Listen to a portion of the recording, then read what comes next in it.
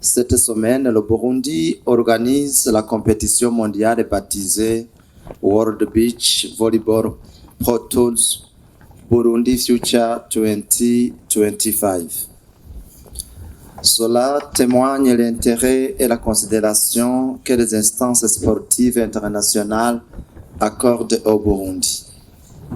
À ce qui nous concerne, le gouvernement de la République du Burundi ne ménagera aucun effort pour développer le sport en général et le beach volleyball en particulier, étant donné que les activités physiques et sportives occupent une place de choix par leurs fonctions éducatives, culturelles, économiques, politiques et sociales. Chers athlètes, nous attendons de vous de participer avec un esprit sportif et de faire preuve. Que l'amitié, le respect et l'excellence vous guident afin de bâtir un monde plus harmonieux, plus solidaire et plus respectueux.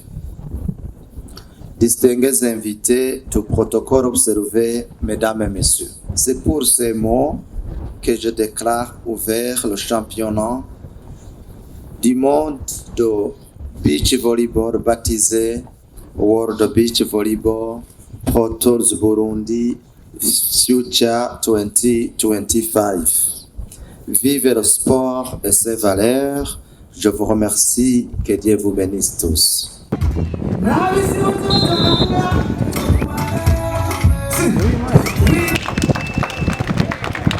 Voilà, le Premier ministre vient de l'ouvrir officiellement. Ari kumwe n'umushikiranganje w'inkino hamwe n'urongoye ishyirahamwe ry'urukino rwa volleyball mu Burundi.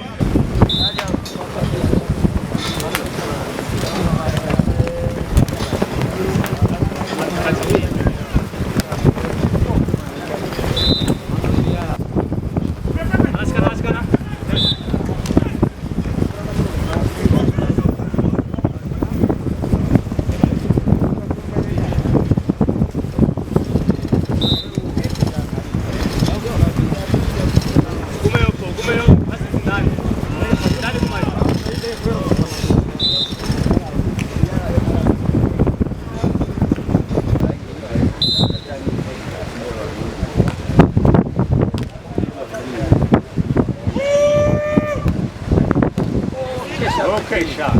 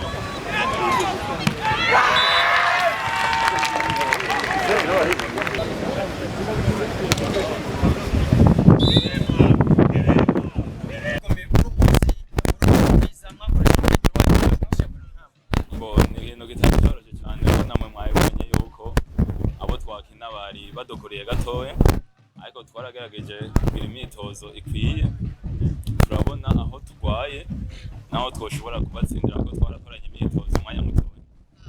Uno munsi twovuga yuko hakenewe kugira ngo mushike kure hashoboka.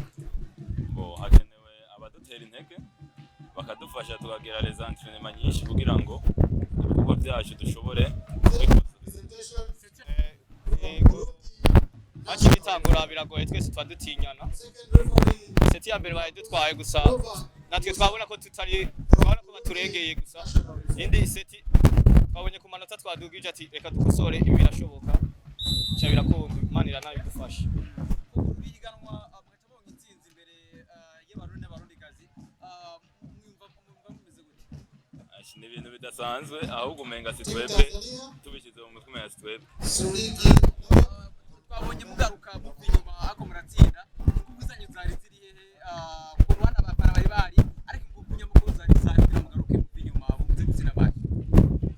Icyo twakoze kwanza nivyo nyene byo kwiyemera twavuze ati amanota seti bayidutwaye ko yari make cyane ntiyari gudica intege niyo mpamvu twaciye tuvuga ati reka dukosore birashoboka amanota badutwaye ku iseti ya mbere ibintu bisanzwe cyane niyo mpamvu mubona ingufu dushiramwe mu iseti ikurikira n'ikindi cyambere kinini cyane tubimana kubera bici ya mbere goye cyane gukina ari umuyaga n'ibintu byinshi cyane service wana ko tuzita ko umuyaga iki gusa nyene byose tubimana ibyo yadufashije mwarana muri event karo kanya maraduganye dushobora kuvuga ko harimo kumenyerana cyane na mugenzi wawe. Ego twari tumaranye imyaka ibiri dukinana ni sawa.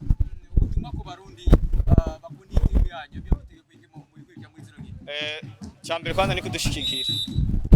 Ikindi naco twe turi bigubo kwera turi mwiri wacu ntabwo badufise. Dufise n'abafana badushikikira cyane.